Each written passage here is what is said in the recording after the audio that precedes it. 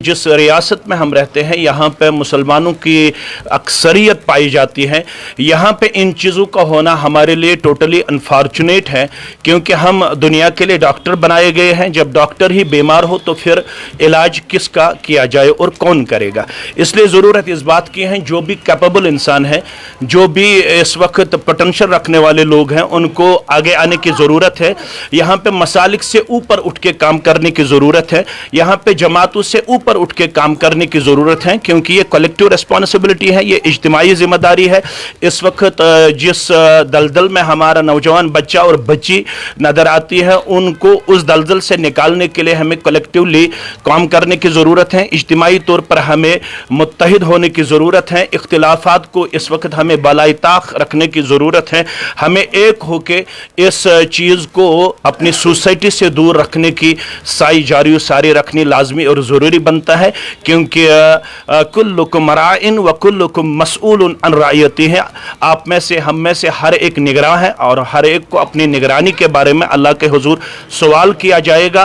कि हम उस हदीस के मिज़दाक तो नहीं बनते हैं कि जिसमें इंसान अपनी ज़ाती अमल से तो जन्नत में दाखिल हो सकता है, लेकिन फिर उसका बेटा, उसकी बेटी, उसकी बहू, उसकी बहन उसको आड़े आएगी और उसको अपनी अमल भी वहाँ पे काम नहीं आएगी। ज़रूरत इस बात की है कि हमें इस मामले में संजीदा रहने की ज़रूरत है, हसास रहने की ज़रूरत है। इज्तिमाई तौर पर उन चीज़ों को आगे लाने की ज़रूरत है जिनसे हम सोसाइटी को इस चीज़ से छुटकारा देने में कामयाब व कामरान हो जाए। सोसाइटी में जो कॉमन पीपल है, जब उसको लगता है कि सोसाइटी इस वक्त डिट्रेक नज़र आती है, तो उनको सिर्फ एक ही तबका नज़र आता है जो इसका रिस्पॉन्सिबल ठहराया जाता है, वो है उलमा। इसमें मेरी राय ये है कि हर सोसाइटी दो तबकात पर मुश्तमिल होती है, एक है अवाम और दूसरा है खुसूस। ये बात अदर मिन शम्स की तरह ताबनाक और वाज़ेह है कि खुसूस पे ज़्यादा ज़िम्मेदारी आयद होती है, लेकिन एक फ़ारसी शायर में आपके सामने इस वक्त रखना लाजमी समझता हूँ, वो ये है, खिश्त अव्वल चू नेहद मेमार कज तासुरैया में रवत देवार कज। जो एक बच्चे के लिए प्राइमरी इंस्टीट्यूशन होता है, वो उसके वालिदैन होते हैं। जब वालिदैन को अपने बच्चों की तरफ हमें तवज्जो मबदूल करने में इस वक्त गैर संजीदगी नज़र आती है, तो ये बुनियादी वजह है कि हमारे बच्चे इस वक्त इस चीज़ में नज़र आ रहे हैं। उलमा पर भी जिम्मेदारी आयद होती है, लेकिन ला युकल्लिफुल्लाहु नफ्सन इल्ला वुसअहा।